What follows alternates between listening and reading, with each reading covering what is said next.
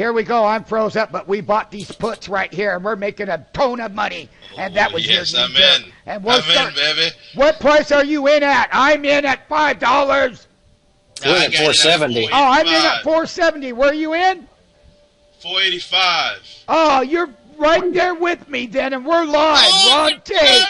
Look at that baby go down. Look at him sell that Nazi. And this is what I was talking about. And Chuck Mantalk, you keep that order out there at 420 on that $600 call. And you let these things up here. And you let this knee-jerk play in. Now, give me a profit objective.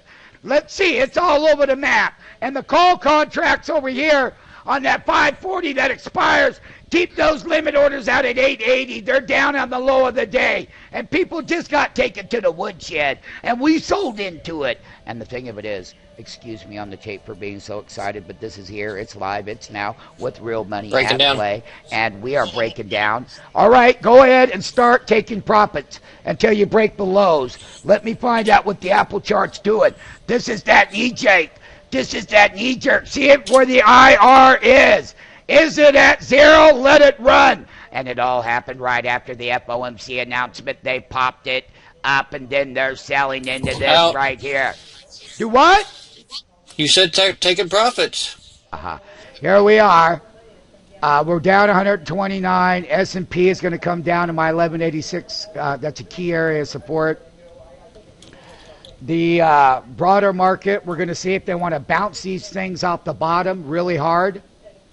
And we're dead in the middle of it. The time, 11:40 a.m., and all the public models and everybody's trying to figure out, well, what does it really mean? What does it really mean? What does it mean is throw it out there right now, and bam, you're hit, you're out, you're short, you're long, you're every which way off of the knee jerk. How do I trade that? Oh, boy, oh, boy, oh, boy, oh, boy. And that's the response. But then what we will be looking for tomorrow morning is a gap, counter gap open to this selling. And that's how a lot of times this FOMC meeting volatility is, particularly this one. You sell it down, then you go into the close. You wake up tomorrow morning and you got a big gap on the opening bell. Here we are working with the Apple computer chart right now. There's the 420 put right over here that we've been transacting. And the thing about it is that it's in a teeny consolidation. He bid popped it above the line here. And on the IR, we're at about 64. And this is what it looks like. This is what it looks like. So 69%. Okay, well, we just went the wrong way.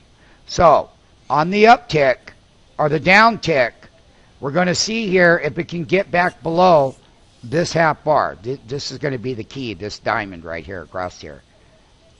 And it is at 65, and we'll have to fall back down. And as it falls back down in here, we can always go ahead and put a stop market called a limit order out at 520. Okay? They're 495 by 510.